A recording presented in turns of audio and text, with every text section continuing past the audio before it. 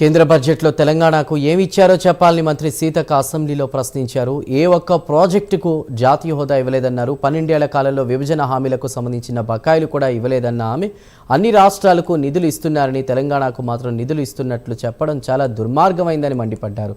2014 నుంచి ఉన్న బకాయిలను ఇంకా కేంద్రం ఇవ్వకపోవడంతోనే విద్వేషం దుర్బుద్ధి అర్థమవుతుందని తెలిపారు మంత్రి సీతక్క.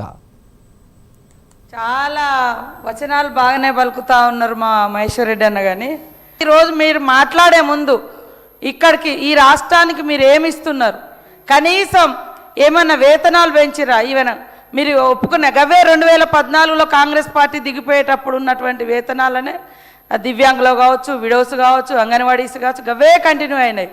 ఇక్కడ వచ్చిన రాష్ట్రాలు పెంచుకుంటూ వచ్చినాయి కానీ మీరు ఇవ్వలేదు. కొత్తగా రేషన్ కార్డుల కోసం, రైస్ కోసం కూడా మీరు కొత్తగా ఎలాంటివి ఇవ్వలేదు. కాకపోతే మా బొమ్మలు పెట్టాలని మాత్రం అంటూ ఉంటారు. అష్టదిగ్గజాలు ఇక్కడ ఉన్నాయి. అష్టదిగ్గజాలను ఆడ గెలిపించారు. 8 మందిని ఇక్కడ, 8 మందిని అక్కడ గెలిపించారు. మీరు తీసుకురండి. ఇన్కమ్ అంతా మా దగ్గర నుంచి మాత్రం ఫుల్గా మరి పన్నులు తీసుకుంటూ ఉంటారు. కేటాయింపుల కాడికి వచ్చే మా మీదనే రాళ్ళు వేస్తూ ఉంటారు. మీకు బాధ్యత లేదా?